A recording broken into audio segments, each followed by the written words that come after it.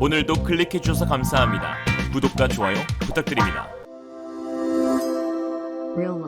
중국산 하면 떠오르는 대표적인 문구는 바로 불량입니다. 툭하면 고장나거나 허술한 마감으로 대표되는 메이드 인 차이나는 그 오래된 역사와 전통만큼 지금도 전 세계 많은 사람들을 통해 계속해서 입증되고 있습니다. 그런데 문제는 단순히 차이나 주전자, 차이나 세라믹 식탁이라면 모르겠는데 무엇보다 안전성과 신뢰성이 요구되는 군사용 무기에서도 메이드 인 차이나의 악몽이 이어지고 있다는 것인데요. 최근 해외 매체 이코노미 타임스에 따르면 미얀마 정부가 도입한 중국 파키스탄 공동 개발의 JF-17 전투기가 치명적인 결함으로 인해 대부분의 기체를 창고에 박아두고 있다고 해요. 논란이 일고 있습니다. 매체에 따르면 미얀마군은 JF-17이 구조적 균열과 기타 기술적 문제가 있으며 특히 중국산 KLJ-7 레이더의 정확도와 유지관리 문제가 심각하다고 전하였습니다. 심지어 드러난 기술 결함에도 불구하고 파키스탄의 모든 책임을 떠넘기는 등 앞으로 세 나라 사이의 군사 협력에 잠재적인 장애물이 되고 있다고 하였죠. JF-17은 중국과 파키스탄이 공동으로 개발한 공격용 경전투기로 한국의 FA-50과 같은 급의 전투기라고 볼 수 있는데 사실상 거의 모든 핵심 부품이 중국에서 생산되었습니다. JF-17을 개발한 청두항공기 산업공사가 만든 부품을 파키스탄 항공우주산업에 납품하면 파키스탄 현지에서 동체에 중국제 부품들을 끼워 넣는 방식으로 제작이 이루어지고 있죠. 그럼에도 불구하고 왜 중국은 미얀마 도입 JF-17 결함 책임과 모든 사후 관리를 파키스탄에 떠넘기는 것일까요? 이 문제를 논하기 위해서는 먼저 중국과 파키스탄의 최근 벌어진 갈등을 살펴보아야 합니다. 파키스탄은 공동개발 당시 계약으로 체결되어 있던 중국산 엔진 사용 항목을 무시하고 러시아 글리모프사의 RD-93 엔진을 JF-17의 엔진으로 채택했는데요. 파키스탄이 중국제 엔진 채택을 거부한 것은 계약 체결 이후 발생한 중국산 RW-10 엔진 결함 때문이었습니다. 이에 2년 전부터 파키스탄은 중국 몰래 러시아 글리모프와 접촉해 RD-93 MA 엔진을 직접 납품받는 것은 물론 후속 군수 지원까지 제공받는 계약을 추진했는데 이러한 사실을 작년 초 중국에 들켰고 심지어 우크라이나 전쟁 발발로 러시아 글리모프가 제재 대상에 오르자 러시아산 엔진도 수급받지 못하게 되었습니다. 외신에 따르면 파키스탄 공군 JF-17 전투기의 절반 이상도 가동 중단 상태라고 하였죠. 중국은 괘씸죄를 적용하여 자국산 엔진은 물론 현재까지 수출된 JF-17에 대한 모든 사후관리 책임을 파키스탄에 떠넘기고 있는 것인데요. 그러면서 중국은 같은 급의 자국산 FPC-2000G 전투기를 열심히 셀즈하고 있어 사실상 JF-17은 중국에게도 버려진 기체가 되었습니다. 아니 지들이 개발하고 지들 부품을 죄다 가져다 썼는데 이제 와서 문제 생기니 파키스탄에 폭탄 돌려버리는 클래스, 이게 중국이다. 사실 미얀마가 도입한 JF-17 전투기뿐만 아니라 중국산 거의 모든 기종에서 드러나고 있는 공통적인 문제는 바로 레이더의 성능 미달과 결함을 꼽을 수 있습니다. 엔진이야 러시아 RD 시리즈 엔진을 차용하면 되지만 중국은 신형 전투기에 A사 레이더를 고집하고 있기 때문에 꼭 자국산 레이더를 탑재하고 있어 여기서 늘 문제가 발생하는데요. 세계적인 항공 전문지 에비에이션 위크 편집장 빌 스위트먼은 중국의 가장 진부한 전투기로 불리는 5세대 젠20의 레이더 KLJ-5가 미국의 F-35를 탐지할 수 있는 거리는 기껏해야 27km 정도로 분석했습니다. F-35에 대단히 비판적인 평가를 해왔던 빌 스위트먼조차 이러한 평가를 내릴 정도면 젠20의 레이더 성능이 얼마나 꼬진지 짐작할 수 있는 부분이죠. 중국이 밝힌 KLJ-5 레이더의 카탈로그 탐지 거리는 280km입니다. 이마저도 RCS 10제곱미터 크기의 표적, 즉 수호이 27 같은 대형 전투기를 대상으로 한 탐지 능력으로 KF-21이나 F-35와 같은 적은 레이더 반사 면적을 지닌 기체를 만난다면 KLJ-5 레이더의 실제 탐지 범위는 카탈로그 10분의 1로 줄어들게 되는 것이죠. 최근 외신 사우차이나 모닝포스트에 따르면 지난해 대만을 방문한 펠로시가 탑승한 보잉 C-40C를 중국산 전투기, 중국산 지상 레이더, 중국산 함 탑재 레이더가 열심히 추적했지만 미국의 전자파 재밍 방해로 인해 실패했다고 전했는데요. 당시 중국은 젠16D 전자전기를 출격시켰으나 결국 아무것도 못했죠. 중국산 전투기의 문제는 비단 레이더 하나만으로 끝나지 않습니다. 기초 중의 기초인 구조에서도 심각한 결함이 있는데요. 아니 물에 닿으면 녹이 쓴다는 충격적인 사실도 드러난 것입니다. 중국 관영 CCTV의 군사 프로그램 군무용 거리에서 중국산 전투기 젠10B의 기체 청소 현장을 촬영했는데 당시 군 관계자는 마른 스펀지를 사용하면서 물로 청소하면 내부 부품이 손상될 위험이 있다고 했습니다. 그러면서 절대 자동차처럼 세차할 때 물을 뿌려서는 안 된다며 전투기가 비와 습기에 아주 취약하고 종종 고장이 나면 원인을 찾을 수 없어 골치가 아프다고 덧붙였죠. 참 황당하기 그지없는데요. 항공기 소재는 주로 알루미늄으로 되어 있는데 그 특성상 공기에 장시간 노출되면 부식되기 때문에 무조건 부식 방지 처리를 해야 합니다. 그러나 중국은 이런 기초 중의 기초 작업마저도 부실하게 진행하였고 또한 기체의 구조적 결함으로 인해 틈이 발생하여 내부에까지 습기가 침투한다는 것이죠. 어쩐지 비오는 날엔 방공 식별구역 침범 안 하더라. 이러한 결함들이 하나로 규합된 중국 전투기의 실성능은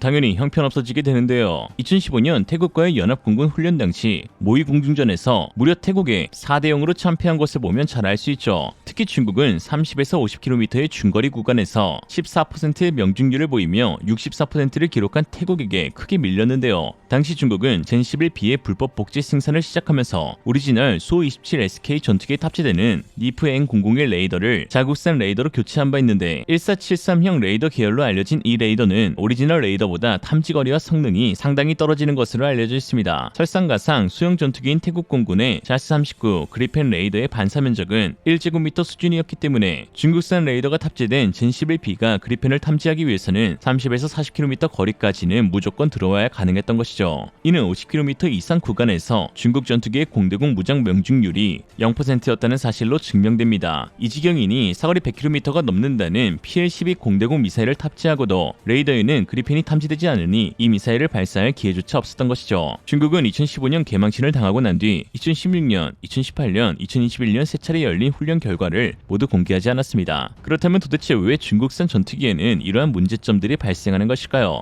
여러 이유가 있겠지만 그 시작은 바로 반도체입니다. 중국 인민해방군이 사용하고 있는 군용 레이더에는 그동안 TSMC의 군용 비메모리 반도체를 수입해 사용해왔었습니다. 그러나 최근 양안 갈등, 미중 반도체 전쟁 등의 이유로 자체 설계 및 생산하고 있으며 신형 레이더에도 역시 자국산이 탑재되는데요. 기술력이 부족한 중국이 마음만 급해 만들어 제낀 반도체인지라 여기서 문제가 발생하고 있는 것이고 전체적인 기체 결함으로도 이어지고 있는 것입니다. 특히 군용 반도체가 많이 사용되는 전투기, 미사일 등은 대기권 경계선이나 아예 대기권 밖에서 운용되는 경우들이 많기 때문에 방사선 입자들의 충돌에 노출되는 경우가 많아 소프트 에러라 불리는 오류가 발생할 가능성이 크기 때문에 특히나 안전성이 중시되는데요. 또한 최근 신형 지라갈륨 반도체를 사용하기 위해서는 기존보다 더욱 까다로운 작업이 필요합니다. 무게가 적고 에너지 효율이 좋아 항공우주용으로 각광받고 있는 지라갈륨 반도체는 양이온과 중이온에 매우 취약하여 고난도의 방사선 경화 마이크로전자 칩 패키징 기술이 필요한데요. 뒤늦게 개발에 뛰어든 중국 반도체 업계에서는 아직 이러한 기술력을 확보하지 못한 것으로 보입니다. 기술력이 없는 게 문제가 아니라 사실 이로 인해 파생되는 엄청난 후폭풍이 있다는 게 더 큰 문제인데요. 손상에 취약한 중국산 반도체 탓에 항공기 기체 조립 마무리 단계인 비파괴 검사가 제대로 수행되지 않는다는 것이죠. 물체의 본래 모양과 기능을 전혀 변화시키지 않으면서 내부의 이상 여부를 알아보는 것을 비파괴 검사라고 합니다. 현재 물체 내부를 정확히 파악하기 위해 가장 널리 쓰이는 기술은 방사선 투과 검사입니다. X선이나 감마선 등 방사선을 물체에 쏜 뒤 X선 필름에 나타난 모양을 관찰해 내부의 결함을 찾아내는 방법인데요. 수백 명의 생명을 나누는 여객기의 안전 여부나 한 대에 수백억을 호가하는 전투기의 안전 검사에 중성자 비파괴 검사는 필수적이죠. 그런데 마이크로칩 패키징 기술이 부족한 중국이기에 항공기 레이더에 탑재된 반도체를 보호하기 위해서 이 비파괴 검사를 간소화하고 넘어간다는 것입니다. 그러니 문제가 발생하는 것이죠. 사실 구형 반도체를 사용하면 어느 정도 안전성이 보장되기에 방사선 경화 과정도 수월해지겠지만 드러내기 좋아하고 허세 부리기 좋아하는 그짝 성향상 구형을 써서 놀림받느니 차라리 어느 정도 결함은 감수하고 신형을 내놓겠다는 것입니다. 사실 중국이 집착증 정도로 대만 침공 야욕을 보이는 것도 이러한 이유에서 출발하는데요. 중국이 대만 수복을 통해 첨단 반도체 공정 기술을 손에 넣는다면 그토록 바라던 미국과의 군사무기 질적 우위를 달성할 수 있게 되는 것이죠. 수백 기의 전투기, 수천 대의 군함을 제조하는 것보다 질적 차이를 좁히는 것이 세계 패권을 쥐는 데 핵심이니까요. 한편 중국의 이러한 결함과 설사의 과정을 통해 한국의 군사 기술력과 반도체 기술력이 얼마나 뛰어난지를 알 수 있었는데요. 사실 한국은 전 세계 누구도 가지 않고 있는 길을 스스로 개척해 나가고 있습니다. 그 대표적인 것이 바로 한국형 A사 레이더와 그 첨단 반도체이죠. 현재 군용 반도체의 설계, 생산, 조립 및 패키징, 검사, 유통을 전부 자국에서 하고 있는 국가는 한국뿐입니다. 미국조차도 군용 반도체의 대부분을 대만 TSMC에 의존하고 있죠. 우리나라 역시 얼마 전까지는 생산 파운드리에서 TSMC에 맡겨왔지만 KF-21 개발을 기점으로 최근 들어 한국에서 생산된 지라갈륨 소자를 군용으로 채택하고 있습니다. 한국 웨비스사의 0.4 마이크로 공정에서 생산된 지라갈륨 전력 증폭 소자는 이미 LSAM 울산급 배치3 X밴드 레이더에 사용됐고 KDDX S밴드 레이더에도 쓸 예정이며 올해 하반기 X밴드 대역을 커버하는 0.2 마이크로 파운드리 서비스를 오픈할 예정인데요.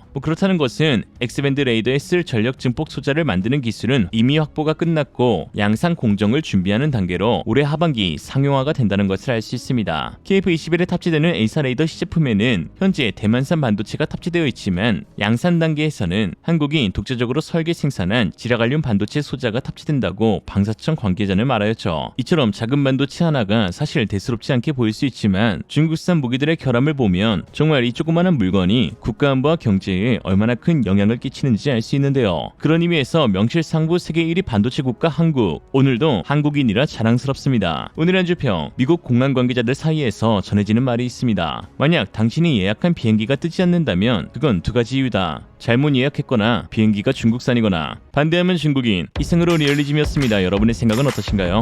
현명하고 지혜로운 여러분의 의견을 지금 댓글에 남겨주세요. 감사합니다.